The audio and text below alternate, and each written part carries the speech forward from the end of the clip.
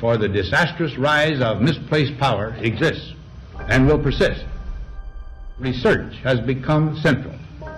It also becomes more formalized, complex, and costly. A steadily increasing share is conducted for, by, or at the direction of the federal government. Today, the solitary inventor, tinkering in his shop, has been overshadowed by task forces of scientists in laboratories and testing fields. Partly because of the huge costs involved, a government contract becomes virtually a substitute for intellectual curiosity. In holding scientific research and discovery in respect, as we should, we must also be alert to the equal and opposite danger that public policy could itself become the captive of a scientific, technological elite. That speech was given on my birthday, and I remember that because it was right before my uncle's inauguration, and I would say it's the most important speech in American history because it was warning against the domination and the loss of our democracy to a military-industrial complex, and he specifically cited the rise of the health bureaucracy as a threat to democracy and to American values. 23 countries and the World Health Organization have backed the idea of an international treaty to help deal with future health emergencies like COVID-19. In May of 2022, the World Health Organization announced a new initiative in which all of the major nations in the world would sign on to a treaty that would give the World Health Organization this kind of centralized control over all future pandemics, and the sovereign nations would relinquish at least some of their sovereign capacity to develop their own strategies for dealing with pandemics or for recognizing the existence of a pandemic. So now you have the World Health Organization that wants to give itself the ultimate authority to declare a pandemic anytime it wants, with very few objective criteria, and then to dictate mandates and protocols for that all the other nations have to obey. And I think that's really disconcerting. And the fact that all of these countries, including the American government, are taking this seriously and not ridiculing it, it's frightening for our democracy. That is the goal, that's the power grab, to move all decision-making and all money to this One Health framework. There will be other pandemics and other major health emergencies. No single government or multilateral agency can address this threat alone. Together, we must be better prepared to predict, prevent, detect, assess, and effectively respond to pandemics in a highly coordinated fashion. The 194 member states of the World Health Organization resolved to work together towards a new international instrument for pandemic preparedness and response. This treaty involves some rather concerning propositions, and this includes that the WHO would have the authority in the event of another pandemic, who would decide what the disease is called, how you would measure the disease, how you would test for the disease, the safety standards of the vaccines or whatever treatments they decide. It could be that these vaccines get developed in 100 days, which is totally ludicrous. Also, they could decide on who has to have them, whether they get mandated and so on, which is totally unacceptable and not to be tolerated. There's been lots of pushback against this by various groups in the United States, but that's not why the WHO failed to establish this treaty in its first go-around. It was because of the African countries who also feel their loss of independence. They see the WHO being funded by Bill Gates and you as a U.S. interest, and they don't want to be told by the U.S. what to do. And so they're the ones that have pushed back on this, and basically they're the ones that are saving our national independence. I think we actually have some video of some of these African states standing up and making this point during that assembly. Let's just take a look at this. The amendments need to be considered as a holistic package, and the process should be transparent, inclusive, credible, and consensual, and with full respect for the sovereignty of member states. while pursuing our collective action. The African region shares the view that the process should not be fast-tracked by the amendments of Article 59 or the technical amendment of Articles 55, 61, 62, and 63 at this Health Assembly. Namibia aligns with the statement delivered by Botswana. Republic of Tanzania aligns with the statement delivered by Botswana. But now the news is spreading like wildfire, and people are saying it's time to take our power back. They know that the politicians are largely captured and corrupt. The conflicts of interest regarding WHO and Big Pharma couldn't be more clear. You know, the Wellcome Trust, Goldman Sachs, JP Morgan, all of them in this one incestuous cesspool. Wait.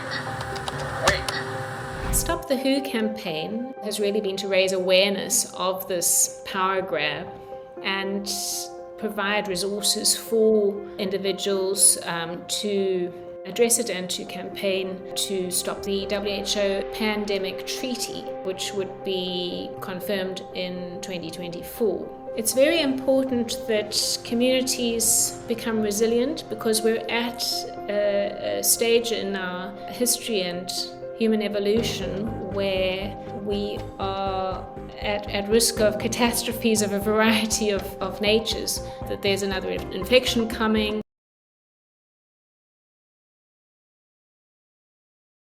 It could be that there's mass injury from the technical amendment of Articles 55, 61, 62, and 63 at this Health Assembly. Namibia aligns with the statement delivered by Botswana. Republic of Tanzania aligns with the statement delivered by Botswana. But now the news is spreading like wildfire, and people are saying it's time to take our power back. They know that the politicians are largely captured and corrupt. The conflicts of interest regarding WHO and Big Pharma couldn't be more clear. You know, the Wellcome Trust, Goldman Sachs, JP Morgan, all of them in this one incestuous cesspool. Wait.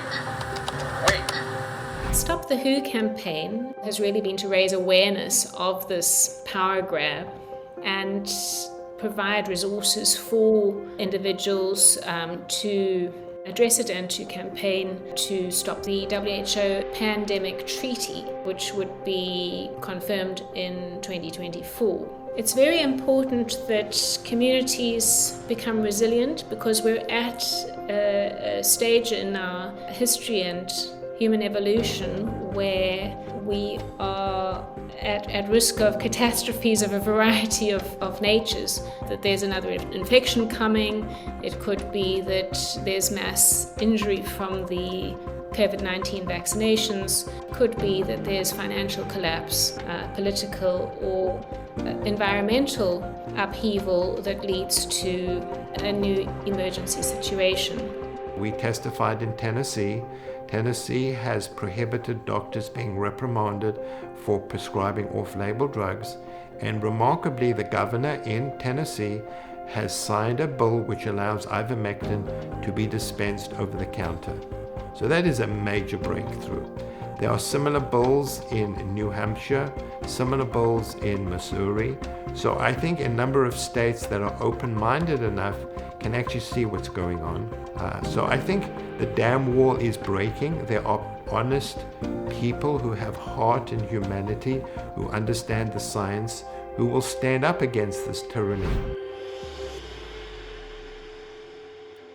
We founded Children's Health Defense in 2011. At that point, it was called World Mercury Project, and the mission of the organization was to end toxic exposures to children and the chronic disease epidemic that was associated with those exposures. Of course, the regulatory agencies do not want to look at this issue because the entities that are creating these toxic exposures are politically powerful. They're pharmaceutical companies, they're agricultural chemical companies, they're companies like Monsanto and Cargill, and the big processed food companies like McDonald's, the sugar industry, and many, many others, and they all have almost insurmountable political clout with Congress and therefore with the regulatory agencies. And I'm accustomed to reading science. It's part of what I do for my job. I need to be able to read science critically. In other words, to find the problems and understand the methodologies, the statistical protocols that the researchers use in order to arrive at their conclusion. I brought hundreds and hundreds of lawsuits. Almost all of them involve some kind of scientific controversy.